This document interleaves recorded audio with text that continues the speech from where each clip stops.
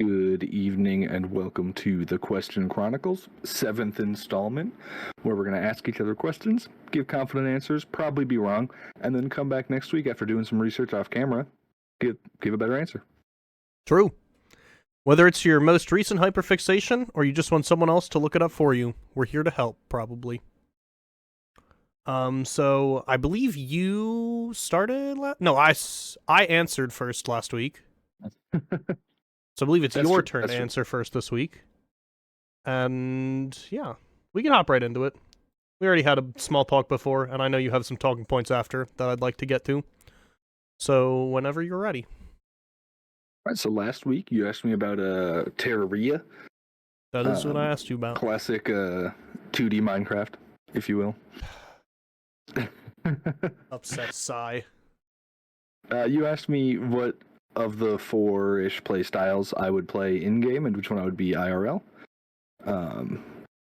Last week I think I just said melee for both. Yeah. Read a little bit more on each one. I think in-game I'm going with summoning. I've played Witch Doctor and Necromancer and Diablo. Having all the minions and then, maybe doing minimal stuff myself is a good play style for me in a lot of these games, so I think I'd end up doing the same thing. I also know I think I'd just be too bad at the game to be constantly in melee. I'd just miss, swing the wrong way, throw my yo-yo the other way. Do something dumb like that. But in real life, I'm standing by what I said last week of melee. I don't have a frame of reference to say mage, as cool as it would be to be able to do magic. I don't have like a good way to compare what that would be like. Whereas I have shot a bow, I've shot a gun, I have used a yo-yo, and so I think I would go with melee because I really like grappling wrestling. Greco-Roman wrestling is really cool.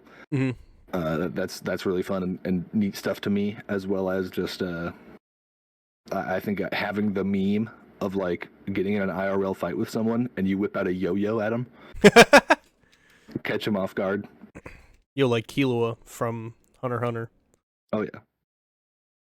Ironically, I actually do think that your speech style favors more of a magic playing style, because you often try to make other people prove your points for you when you're talking to them by asking them questions. And I think that indirect battle method is more what mage is about. I guess that's fair. I've never thrown a fireball in real life, I used to, when I was a degenerate child, I used to eat fire. I would like make full of calories. I would make like little torches with skewers that you would make make s'mores with. I'd make skewers with those and eat fire in the living room, and occasionally my mom would walk in and be like, "Put that shit away. You're going to burn the house down." Yeah, I was an absolute degenerate because I saw someone do it on YouTube, and I was like, "I bet I could do that." A young David was an arsonist. We definitely, when my mom and I moved out of the first apartment that we rented after my parents got divorced, there were a couple of things taken off of our security deposit for me burning the floors. And what happened here? Just a snack. Yeah, just a snack. We had a gas stove, and so the gas stoves of ye olden days, I don't know if they make them like this anymore, but they have like a little lid on the top, and then a gas gets piped into that off the lid, and then it makes like a clean circle of fire. So if you took that lid thing off, it was just like a plume of fire. And so I would snack. No, I would do something called some kind of rocket. It's like a Russian rocket or something, or like a Hungarian rocket. I forget exactly what they're called, but you form a paper towel into a little triangle thing so it stands up on itself. And then if you light the top of it, once it gets to the end, the paper towel will like float up and fly away. And the second word is definitely rocket. I can't remember what the first word is, but it's definitely a country. And I would light the plume of fire and then put a paper towel around it and then I would try to make it so that the plume of fire would go into the middle of the paper towel and light the top, and then I'd get a rocket being propelled by the plume of fire. Hey, that's pretty harmless. I mean, they would fall and burn the carpet, though.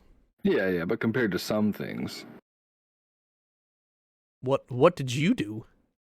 Nothing. I was an angel as a kid. Okay, that maybe I believe that. Yeah, I was a perfect little angel until college. Fair enough. I think that's often what it is like your college experience is like the complete opposite of your experience up until then, because I was a wild child. I got sent to the principal's office like probably a double-digit amount of times in elementary and middle school. And I never really did work in high school because I was careless and lazy. And then in college, I applied myself because I was like, oh, this is real life now. If I don't do good things, nothing good is going to happen for me. And so I put it together, and my first semester I got a 4.0. Second semester, I'm not sure. It was like a 3.9. I think I got like a B in Spanish or something. Nice. But I was always very successful in college because I had actually applied myself and done the work. Yeah, all through elementary school, I was in trouble like every single day. The classic ADD kid, undiagnosed, who just kept talking to people. I couldn't sit still or like keep quiet, no matter who I got sat next to. Were you like my friend? Doing bad things though, or were you just talking a lot? I was just talking a lot. Oh, I was doing bad things. Yeah, Like I was just disruptive. I bit constantly. a kid in kindergarten. Well, so we were in some kind of like special secondary class, and I dropped my paper on the floor, and a kid put his foot on it, and I was like, I need my paper back, so I bit his leg to get my paper back. And then he told the teacher, and I got sent to the principal's office. And the principal didn't want to listen to me. Weapons aren't okay. Yeah. I wasn't a biological weapon. It was my biology hurting him, but it wasn't a biological weapon. You're trying to do some poison damage. I get it. I get it. All right, so what do you got for me this week? Oh, yeah, sorry. So there's an old game that I had on CD-ROM as a kid, given to me by my cousin, called Nox. Do you know what Nox is? No idea. Legendary game. It's a third-person RPG game where you follow Jack, who is some random human who gets plucked out of his human world because he has some kind of otherworldly artifact into the world of Nox. And I will leave the rest of that up to you to find out. There are three... When the game starts, you get a choice of three classes: Warrior, Conjurer, or Wizard. The Warrior class is a standard melee class. Conjurer is standard ranged plus a summoning build, so you get to like summon monsters that get more powerful as you play the game. And then the Wizard is typical Wizard. You get mana, you get some spells that you can cast. However, they have a very specific inspiration for the Wizard spell system, and it's definitely not what you think. So, the question in one sentence form is, in Nox, what was the inspiration for the Wizard spell system? My first thought was Dungeons and Dragons, but I'm guessing that's what you mean by not what you think. Yeah. But I'm just going to stick to that because I can't really, like, it's one of those when you're on the spot, you can't think of anything else. Not a single other spell system exists in the game. Yeah. Unless I wanted to, like, the only other spell system I'm thinking is, like, Dark Souls 1 and 2. The game definitely came out before Dark Souls. Yeah, exactly, right? It's not going to be based on those two. Okay. So I'll just stick with that. Some early version of Dungeons and Dragons. Gotcha. You will find this answer in one sentence in the actual Wikipedia page, but I expect you to take me on a journey through the storyline of Nox next week. It's just that was the simplest question that I could ask without making you do a whole ton of like writing and researching. But I would love for you to take me on a journey of Nox, and the story's pretty simple. What system was it on? Was it like PC? It was a CD-ROM, so yes. Okay. Or DVD-ROM? CD-ROM? I think time period dictates. It was whatever was between floppy disk and digital download. USB that they ship to you with questionable files on it. I don't think the real games came like that. I'm not gonna lie to you. I don't think real games came like that. You sure? I'm pretty sure. So what did you find out this week? So last week you asked me. There's a recurring NPC called Patches in a bunch of the Dark Souls or Soulsborne or FromSoft games. And you asked me every time he has a different title, what are his titles throughout the games? And I'm just going to give you the list up front of the games he's in and what his titles are, and then we'll go into a little bit of each one afterwards. So, he appears in Dark Souls 1, 2, and 3, and Dark Souls DLC for Dark Souls 3 called The Ringed City in a special cameo. He then appears later in Bloodborne, Elden Ring, and Demon's Souls. I don't know when Demon's Souls is in the chronological order of things. It was the first one, but it got re-released on when PS5 came out. Gotcha. So in Dark Souls 1, he's Trusty Patches. In Dark Souls 2, there is a substitute character for him called Mild Manner Pate. I'm sure it's Pate, but Pate sounds funnier. In Dark Souls 3, he comes at first as Unbreakable Patches, and then in the DLC called The Ringed City, he comes back as Amnesiac Lap, or Amnesiac Lap. And then in Bloodborne, he's Patches the Spider, and if you want some cursed imagery, Patches the Spider. It's kind of like Aragog from the Harry Potter Chamber of Secrets. If you just put a human head on him, absolutely cursed. Yeah. And it's not like the normal stuff. Sorry, go ahead. Bloodborne's got a lot of freaky stuff. That was it. Nice. Elden Ring, he is Patches the Untethered. And then in Demon's Souls, he's Patches the Hyena. So I believe then the list that I have for just what he does is in chronological order. So in Demon's Souls, he's Patches the Hyena. And Patches the Hyena is just a straight up trickster. He offers you treasure. And then when you go to take the treasure, he summons a monster that tries to kill you. He is surprised either if you escape it or kill it. And then, like, you'll come back later and be like, so can I have the treasure now? And he's like, I didn't think that you would live. But it was all just a jokey joke. And that's pretty much the theme of what he does always. And so in Dark Souls 1, he's Trusty Patches. And he's a character in Dark Souls. He is an opportunistic trickster with a strong animosity towards clerics. So in Dark Souls 1, if you tell him you're a cleric spot on, he'll just kill you. Like, he'll attempt to attack you, become hostile. And then will back down, I think, eventually if you deal enough damage. But he does not like clerics in Dark Souls 1.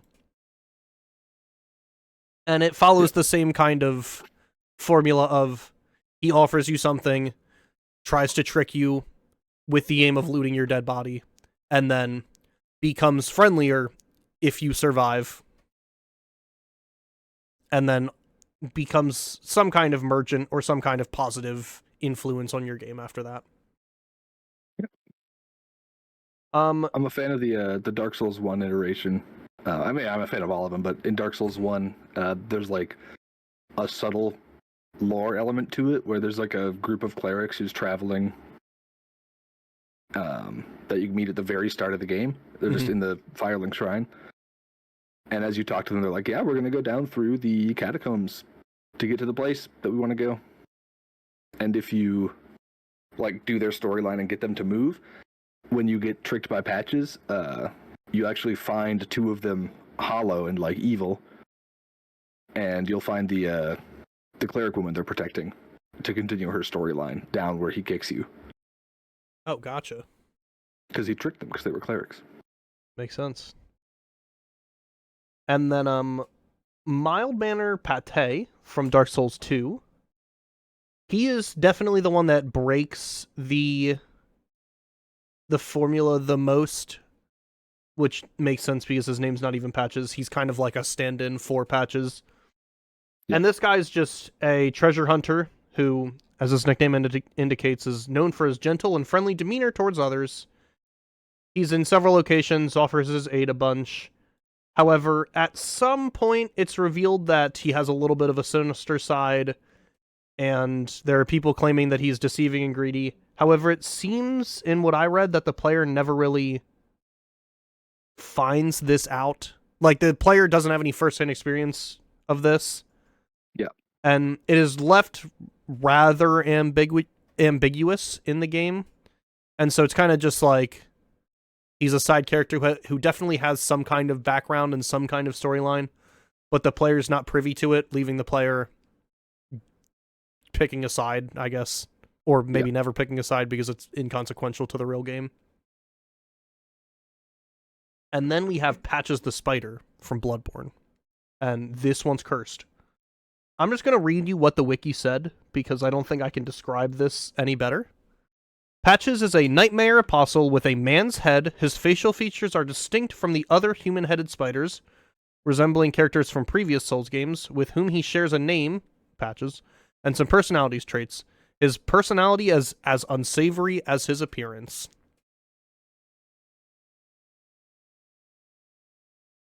And then we get to Unbreakable Patches from... That's Dark Souls 3, yes.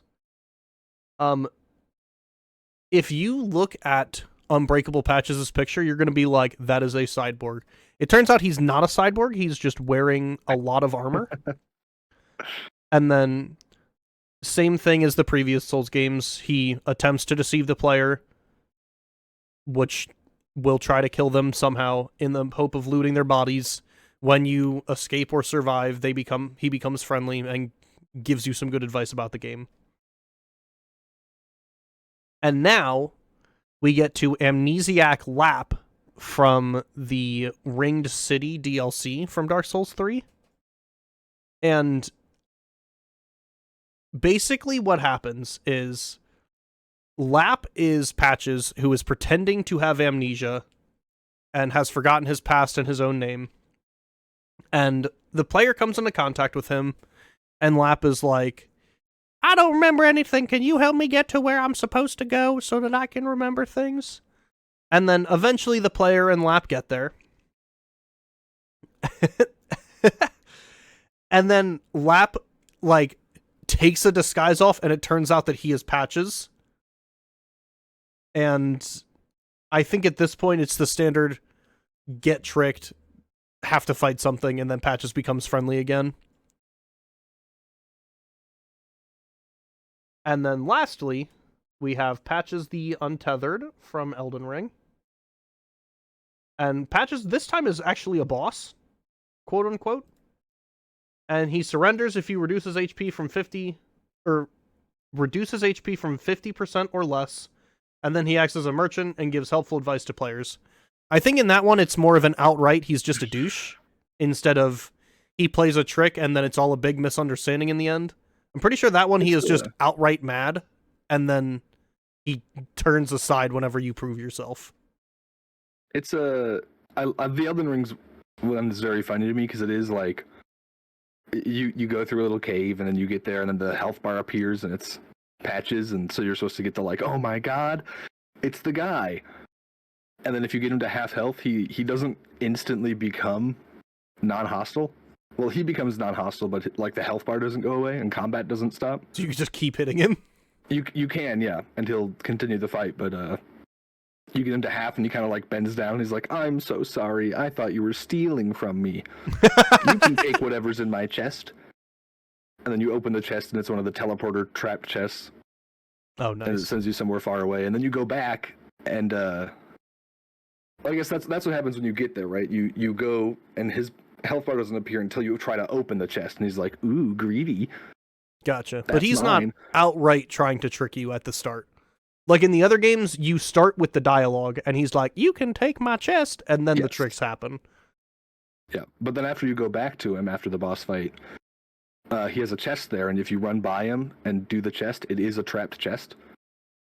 Oh, and he has like a dialogue line that's just like, still greedy. And then you can go back again, and he's it doesn't happen a third time. That's funny. All right, so what do you got for me this week?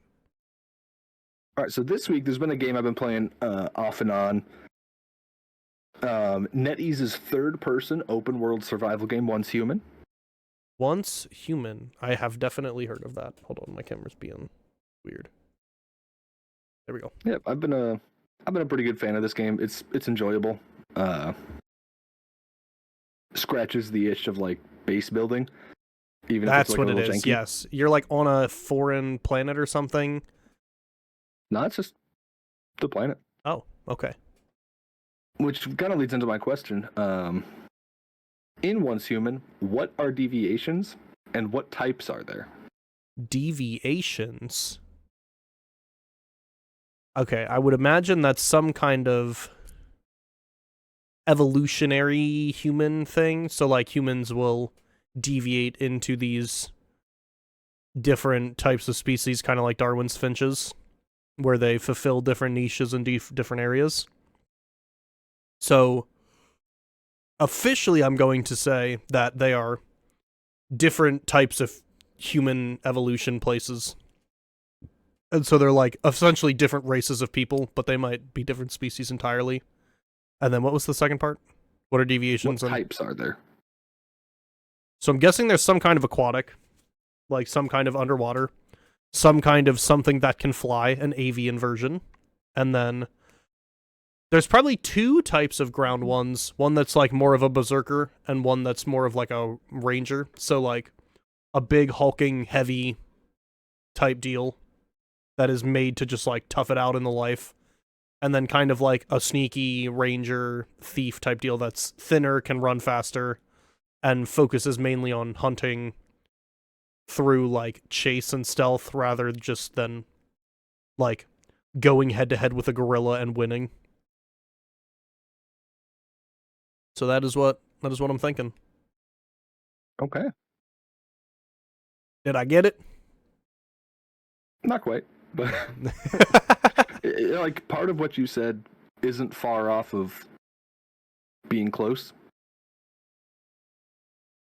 In the world, this is following the cataclysmic event trope of the starfall happens and then things start happening. What is the Starfall? There's the Rosetta Corporation finds a thing that produces some new material, and it ends up like destabilizing the atmosphere or some shit. Yes. Just general apocalyptic things. Yeah. So that's what leads to the starfall, and then everything's wonky. Gotcha. So I think you'll be pleasantly surprised to see that you were close without being right, if that makes sense. Awesome. Yeah, I'm excited. I guess I kind of described ghouls from Fallout in a way. A little bit. Obviously, they're not the exact same because there's not different types of ghouls. Alrighty. So, you said that you brought some talking points. I would like to learn about those now. Yeah, I got a little bit of an agenda today. An agenda. Okay. If you will. So, one of the things I like to think about a lot is, and what I'm going to school for, the way that people interact with each other. Oh, yikes. And so this leads me to a lot of like subreddits, like "Am I the Asshole?" is always exciting. Yes. "Today I fucked up" can be really funny. So like stuff like that. Just how people react to different things, how people interact with each other. A big one recently that has gotten recommended to me a bunch is RPG horror stories. And so it got me thinking about, in general, like nerd culture. Okay. And I wanted to talk about, like, why do you think nerd culture creates such an openly toxic environment? Not to say, like, other interests or niches don't have it, but things like, you have a whole subreddit devoted to RPG horror stories. You have the trope of the smelly Magic player. You have every single card game, Pokemon, Yu-Gi-Oh, Magic, being scalped terribly. I think you have it's a general like butthurtness in gamers. I think it's because a lot of games where you see that kind of trope involve teamwork to a fault. Because when I'm thinking about that, like I think about League of Legends, typically I don't play League of Legends, so this could be entirely wrong. But normally when people lose a League of Legends game, it's a ranked game, and there are 5 people playing, and they all have assigned roles, and chances are pretty high that you can point to 1 or 2 of the roles who did not do a good job. And then those 2 people get eaten by the other 3 or 4 people. And so I think it's like an inherent competitiveness of video games, because if we look at like the chess community, it's the same thing. Like, there are really high level chess players who every time someone wins something important, they are accused of cheating by another top tier chess player, or cheating is just a huge problem in the chess community, and then people who say that other people cheat get like flamed and they get banned for 2 years and blah blah blah. So I think it's the fact that you're combining a competitive environment with a team environment that people genuinely get like hurt if you do bad. Because like if you're thinking about scrapbooking, like what a lot of our moms got together and did, there's no competition in scrapbooking. Like, I mean, yeah, someone might make a better scrapbook than you, but it's not about making, like, there's no league of scrapbooking. And so I think a lot of it has to do with the competitive nature, because people who play games, or people who play games where that's a problem, are typically playing competitive games, and so they're competitive people. And it can never be their fault when things go wrong, because humans are inherently like don't want to take blame for things. And so I think there's like, oh, go ahead. I think there's a different kind of community in games like League of Legends and RPG horror stories and things like that versus a game like Stardew Valley, where like there are definitely people who get shamed in the way they play Stardew Valley, but like that community around that game is not nearly as toxic as the community around Dota or League of Legends or World of Warcraft. That's kind of what I was thinking when I first started thinking about this, and I think it can extend to like competition with yourself as well. For like World of Warcraft, where I don't do PvP. PvP in the game is kind of like fallen to the wayside in the last couple of expansions. Mm-hmm. But the big thing is like Mythic Plus and pushing PvE content of like, I need to do better myself, and if I'm not doing well, I'm going to start getting tilted. And also, you know, there's a self-serving bias of like, I'm always going to look at what I do and allow myself excuses, but you'll never, like, someone else makes a mistake and like, there's no reason you should do that. Yeah. So I think that competitiveness can even extend to like Dungeons and Dragons, World of Warcraft. League of Legends doesn't have a PvE aspect that I know. Like Elden Ring, you can play the whole game without doing PvP, but still like getting mad when a boss is crushing you over and over again because it's like, I'm not doing well enough. Yeah, I think that's very true, because like when I was playing Monster Hunter and I would lose a boss fight, I would want to like punch a hole through my monitor. Because like I know that it was my fault. Even if I'm playing with other people, like if I die, it is my fault entirely. Like there's nothing anyone else could do to prevent that. I just am playing horribly. Yeah. Do you think there's do you think there's any like correlation between? One of my headphones are dying. I have to plug them in. Oh, okay. This is where I just vamp while you I'm good. Plug it in the wrong way a couple times. I only plugged it in the wrong way once. Like how long something takes versus how mad people get.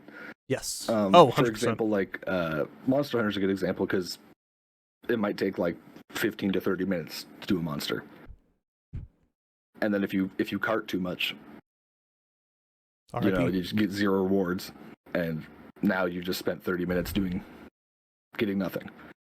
You miss the timer in a Mythic Plus dungeon. Now you get less rewards, no Mythic Plus score. You know, you get stuck in an hour-long Dota 2 game because someone's griefing or feeding or not playing with the team.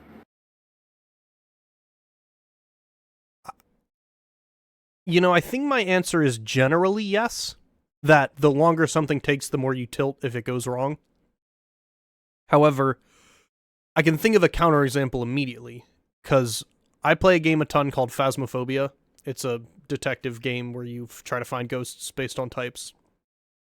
And depending on how many evidences you're playing with, those games can take upwards of 20 to 30 minutes. But if I die at the end of one of those, I don't want to punch a hole through my computer. And I don't know what it is about that game that's different than like a Monster Hunter game. And maybe it's like an amount of like fairness. Because like when I die in Monster Hunter, it is entirely my fault. But if I get a bad ghost and die in Phasmophobia, like that's not my I just got unlucky. Do you think it could also be like the game doesn't really get... I know there's like new Blood Moon stuff in Phasmophobia. That is old But the now. game doesn't like get much harder. Like the tools are kind of all out there from the beginning. Like you're not ranking up and fighting against people who are like better. Yeah, the difficulty scale is... The difficulty scale is like you get better at the game, and so the game gets easier. And then you can manually tweak settings to make it harder once you've gotten to a certain point. But yeah, like it's a knowledge check to survive most of the ghosts, as opposed to having impact from other people. Like I'm sure if we went in, I would obviously just do worse than you. Yeah, 100%. And you still get a reward even if you die, right? If you guess the ghost correctly, there's definitely ways you still get like maybe a couple of bucks. But if you die, then you lose a bunch of items, so it's probably a net like negative. But every dollar is an experience point, and the experience and money system in that game is not complex, but it's not... I don't think it's relevant. But I agree with you that everything is laid out from the beginning, and you definitely get gear as you level up to make it easier. However, I think you've said an important thing, which is there's no difficulty scale in the game. Everything is as hard as it was when you first started playing. You just got better. And I think that's true of Monster Hunter as well, but kind of to a lesser extent. Because you get gear that level ups throughout the game, and like you can't do a high-level monster with low-level gear and expect success. Yeah, you've got the elements in Monster Hunter, which can kind of be equated to like a knowledge check, but then you have to get the materials for those, so you have to play the game, and then you have to... There's like a linear progression of, to get this thing, I need to do this thing. To do that thing, I need to do this thing. Yeah, there's always like a grind. Yeah. Which, unfortunately, a lot of times does come down to RNG. There's also that. I think in Phasmophobia, you're not relying... I mean, I think the cursed items, you can't like pick what it is necessarily. That is a little bit of the RNG. However, most of the time I'm playing with cursed items off anyway. And the cursed items make such a small, like an insignificant part of the gameplay that it doesn't even matter. Yeah, it's not part of the core, like, going in. It's just like a little for fun thing that you can choose not to do. Whereas, you know, fighting Marshmallow guy in Monster Hunter, you know what I'm talking about. The Palaumu? No, like Magnamalo? Yeah, there it is. Marshmallow. Like, that's something you have to do eventually. Yeah. And you got to do the next things. You got to do all the big dragon things. Yes, that is very true. And it's like, and sure, everything's laid out for you in MOBAs as well. Like, as you rank up in League, it's not like you unlock new items. Bad example, because you can unlock new champions in League. As you get higher rank in Dota, nothing new becomes available to you. The only change on your account might be cosmetics. But you start playing against people who play differently, play different heroes, are better at the game generally. And so losing also has a negative value, because there's no... most games don't have, like, hey, you played well, so you're going to get, like, 2 MMR even though you lost. You're just going to lose, it's a loss. You take the penalty. Gotcha. Yeah, that's interesting.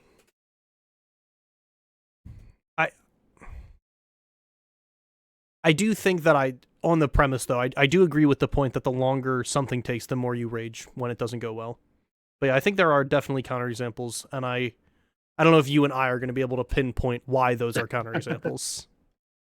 I think a good one is if a game is hard and normalizes losing from the beginning, it is probably another good reason. take like the Dark Souls series. Like people die a ton in those games. Like sure, there's people who do it deathless in 20 minutes, but that is not me. it is not me. And so it kind of normalizes dying. And like, yeah, you might rage when you get to you spend like 30 minutes on a boss only to find out that there's a phase 2. Mm-hmm. And now you have no healing items to start phase 2. But you've known from the beginning. Like Phasmophobia, you know from the beginning that like chances are you're not getting the ghost right the first time. Yeah. Like maybe you do, but maybe you don't.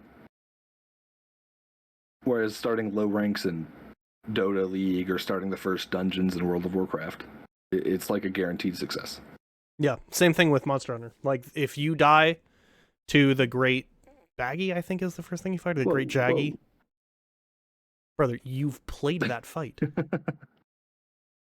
Like, if you die on that fight in the tutorial, you should put the game away. You should return it, refund it on Steam. You're not going to have fun.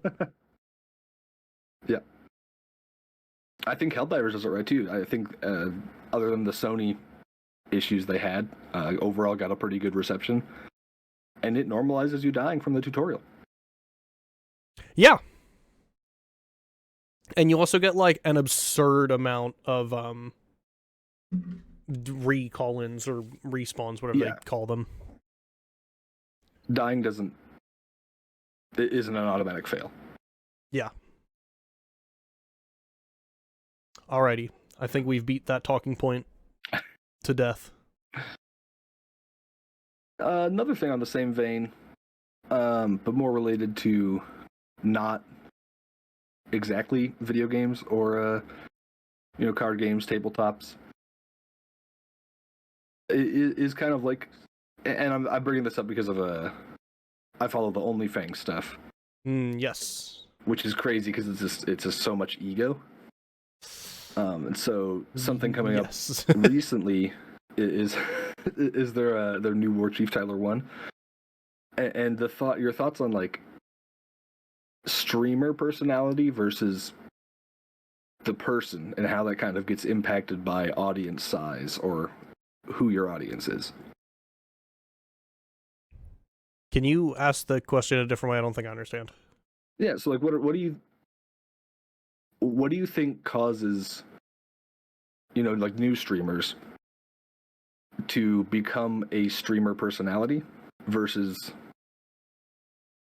like David versus Skriggs? Oh, gotcha. And how does like the audience size impact that?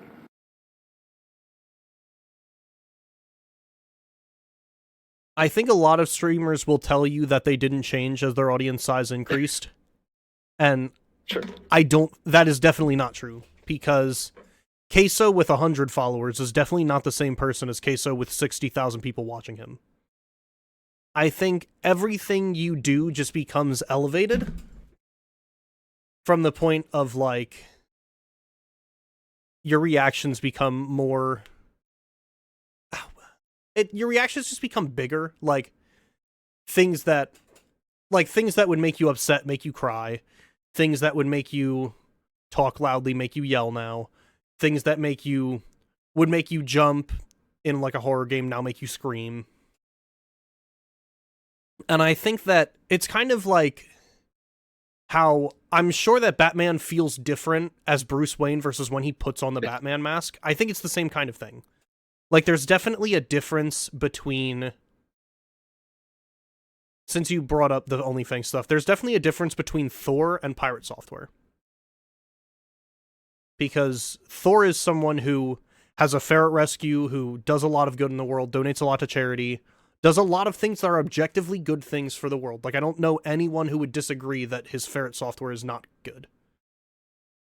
Or who would disagree with that his ferret software... or ferret rescue is good. Yeah. But I think Pirate Software has like an image to maintain. And I think that's a lot of what it is like the ego of maintaining an image that you have set up with. And then the second that something happens that challenges that image, you have to you don't have to, but a lot of people feel like you have to go to drastic measures to maintain whatever that has been for you. And so, in a lot of cases, that ends up in backlash. Like, something bad happens that might have been your fault. But if you do take fault for it, in my opinion, your image is cratered. Like, I love humility. If you do something wrong, I would love to see you say I did something wrong. But a lot of them feel like whenever that happens, they have to maintain this image. Because, like, let's say that I have a reputation, I'm a mythic raider in WoW, and I've been playing WoW for 20 years, like you have. Hell yeah. I'm not even good. Let's say that you're a mythic raider. I don't know what that means, but I've heard that term before. You are, like, in one of the top clans who does all of the top raids, and you max out your weekly gauntlet. What's it called? Weekly vault. Yeah, you max that out, you do whatever. And all of a sudden, something happens in the game where you die during a stream, and then your chat's like, oh my god, you suck!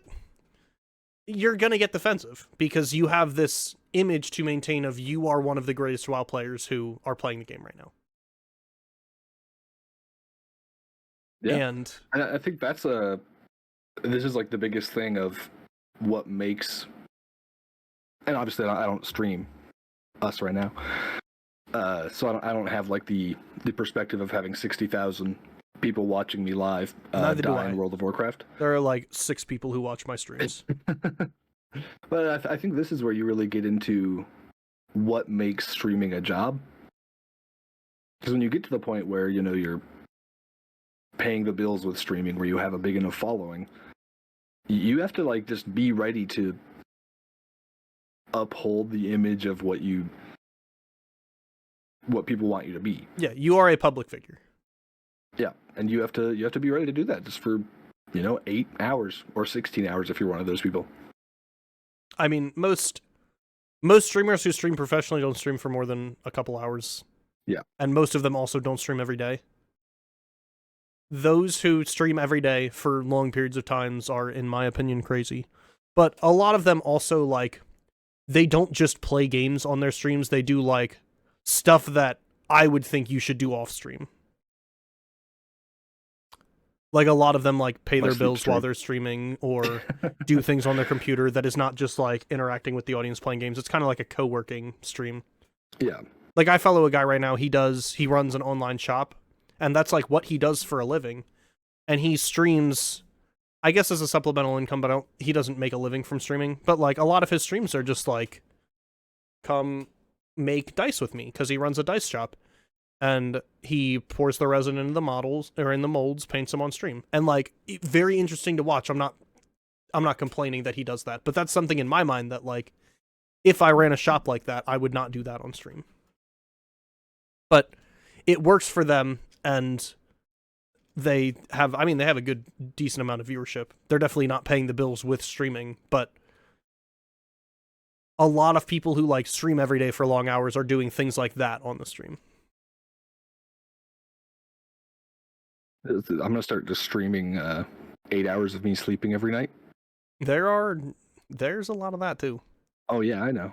It's let me fill that niche. I feel bad because there's a game called I'm Only Sleeping. Oh. And everyone who, like, does sleeping streams like that or is doing a subathon or whatever sets their category to I'm Only Sleeping. And so if you go into that category, no one is playing that game. It's just people sleeping. But yeah, I think a lot of it is kind of what we've said together is there is a difference between upholding that public image that you have set for yourself and the person behind the screen. You think, and I think there's everyone who ever listens to this question is going to have the same answer. Do you think you can become, like, a big streamer without maintaining or creating an image? I would say yes. But I guess I want to say no, actually. Because I don't like the way the question is worded. Because the technical answer is no. Because unless you're streaming 24/7 all the times, all of your interactions, there is an image that you put on. And I don't think you need to intentionally create an image to be successful. And that's where I kind of would like to answer that question is, I think a lot of people intentionally create an image, especially like in the VTuber community, because that is like inherently an image. Like you are not showing your face, you're not showing your real identity. You are becoming this character that people know online. And I'm not trashing VTubers at all. I love watching VTubers, but VTubers are the future. I don't think you need to intentionally create an image. I think you can allow an image to be adopted by you. At what point do you think ballpark number of like viewers? 1,000. Yeah, is what without even knowing the question. You were gonna say that you become a public figure or an image instead of. Yeah, that's true. So you think about like 1,000 people? Yeah, maybe closer to 500. It becomes the point, at the point whenever you can't individually read messages in chat anymore. Okay. Where you're kind of like picking and choosing? Yes. Just based on whatever you see? Mm-hmm. Like, at the point when you cannot follow your chat anymore, you are a public figure. You are no longer a person. Because, like, right now in my streams, I can respond to every message everyone sends. However, I go into a large stream of... I think even at 1,000, you can still read every message, even if you're not responding. So that's why I think the thing there, that's where it is for me. But, like, if you go into stream with 10,000 people, your message is not getting read by the streamer. In, like, it's very low chance. Yeah. Right place, right time with a delay. Yeah. Like, I've been in 10,000 people streams, and I send a message, and it gets read, and I'm like, oh my gosh, I did it! And then you sub, tier 3 sub, for a year. For $25.99. That's right. But yeah, I would say 1,000. That's why you get, like, donuts and stuff. But the, I mean, the actual number is probably, like, 500 to 1,500, depending on how chatty your community is. Because, like, there are some communities that their chat is just emo spam, or emote spamming. Both work, yeah. And so, like, if someone sends a message in that chat, you'll be able to read the message. Yeah. But I think it also, in that same, like, audience range, has the same variance of, like, a 1,500 person chat with the streamer who's, like, in the dark. Mm-hmm. It's just, like, way quieter, because there's no interaction.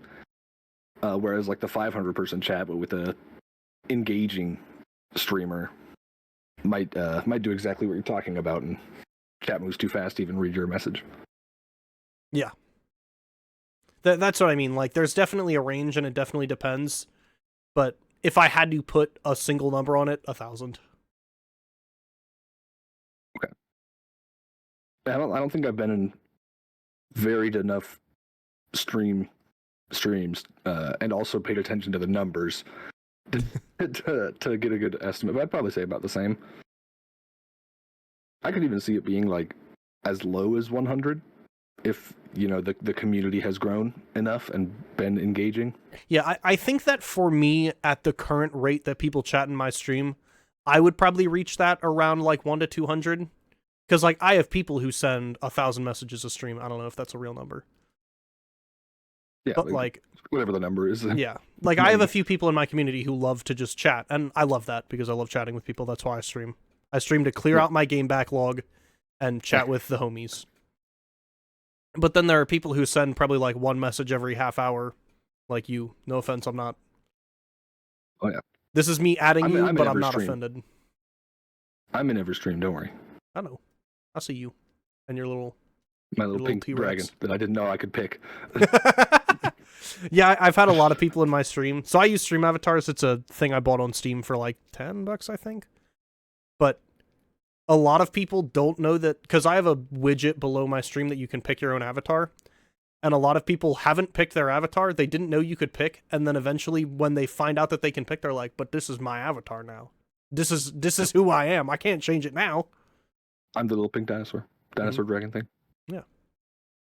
Mine's the black Speaking and red of avatars, yes. As we finish up here, I'm going to wrap you into what I'm about to say with no opinions from you. You have to agree. If there happens to be any VTuber artists out there and they're willing to make avatars for us, we will do an episode as VTubers. We can't pay you. We're both really poor. We can't afford like a $3,000 VTuber avatar, you know? So if you're this incredibly niche person, let us know and we'll do an episode as VTubers. Dude, I'll do every episode as a VTuber. You kidding me? I'll start streaming as a VTuber. Ooh. I'll make you a VTuber model. It'll be garbage, but I'll make you a model. Bet. All right, well, with that, thanks everyone for tuning in. Oh, that's it? We hope. Yeah, we're at 53 minutes. Okay. You got anything else? Nope. All right, well, what are you complaining about? I thought you had a different talking point. No, I had the talking points. That's why I stopped. Okay. All right, we'll cut that out. We'll cut that out in post. No, we won't. Thank you, everyone, for tuning in. We hope you can catch us over on YouTube if you missed anything or if you tuned in late. At some point, I'll upload this. We haven't missed an episode in a couple weeks now, and I'm not planning to change that. Yeah, we're doing good. Day of upload changes.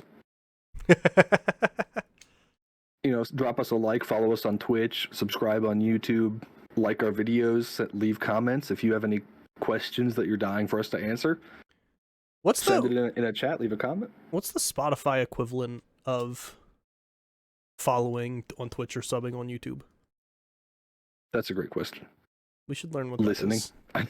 I think you can leave comments on the tracks. I don't know. I'm guessing you can probably like follow an artist, but I think just like tracks listens mostly. Do we have any listens on Spotify yet? We have 2 total. 2 total. Let's go. And they're both on episode 2. Didn't we not upload episode 2? Or did we not upload no, 2 episode got 1? uploaded.